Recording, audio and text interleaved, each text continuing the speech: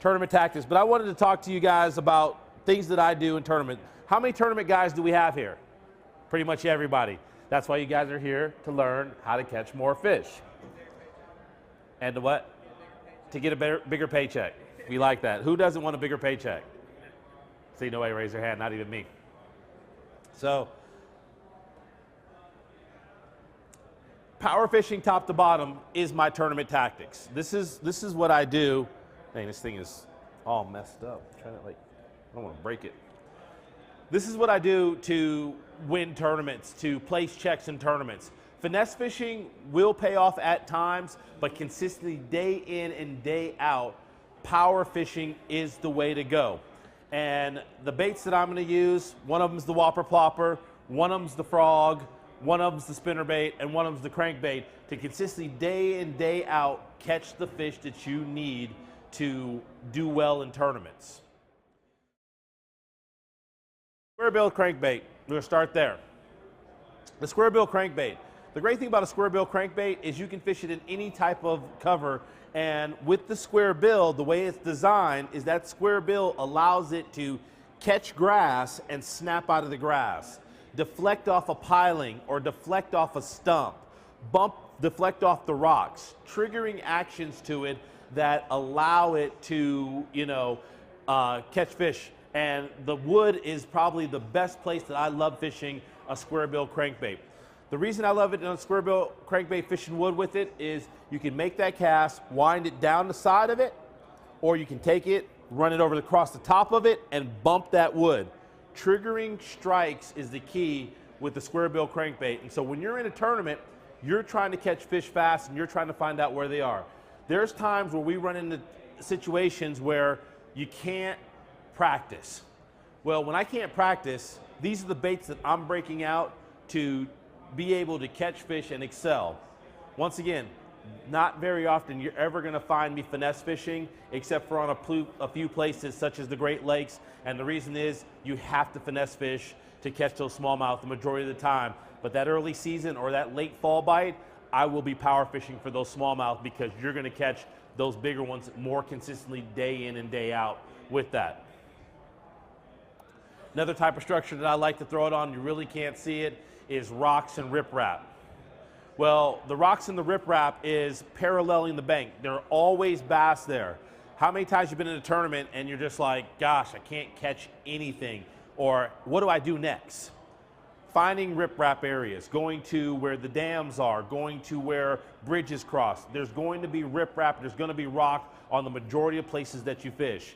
Same thing with rivers, finding those the jetties that come out, where current creates around that riprap. Another great place to fish that square bill crankbait. Very, very important is fishing this bait in those high percentage areas.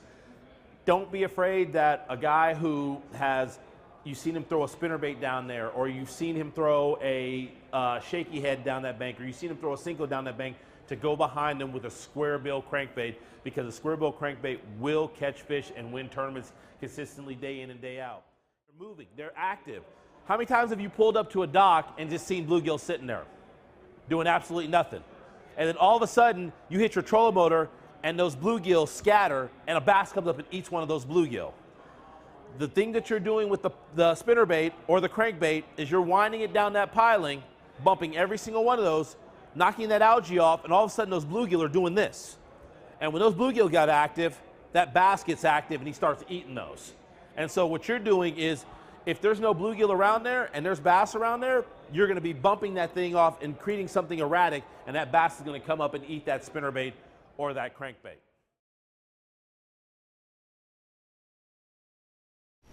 I hope you enjoyed the preview clip, and for more like that and the entire collection, subscribe to the Bass University TV. And if you want the tackle that you see on there, I want you to go to the Bass University Tackle Shop, powered by Tackle Warehouse, and click right here, and it's all at your fingertips. You want to become a better angler? You want to catch more and bigger bass at your local pond? Then check out Bass University TV for hardcore bass fishing information. Hey, I'm Pete Gluzek. And I'm Mike Iaconelli. And this is Bass University TV. Welcome to Bass University TV, an online video training course where you'll learn champion bass fishing techniques from pro anglers Pete Gluzek, Mike Iaconelli, and their talented special guests. Everywhere I go in the country, I'm trying to use these techniques because I catch big fish that way. From on the water to in the classroom, We want to use that bait to help make that area even smaller and really find that sweet spot. you'll learn sound techniques and strong fundamental bass fishing skills. You want something that's got a nice limber action, that's going to allow you to build pressure and keep those hooks pinned against that fish's mouth. Watch hours of video content on multiple topics at your own pace for a low monthly fee. Cancel at any time. Hold on, because you're going to catch some big fish. Information is power in the sport of fishing, so learn from the very best. That's a key theory in all of fishing. Subscribe to Bass University TV today. Man, does it trigger a lot of strikes.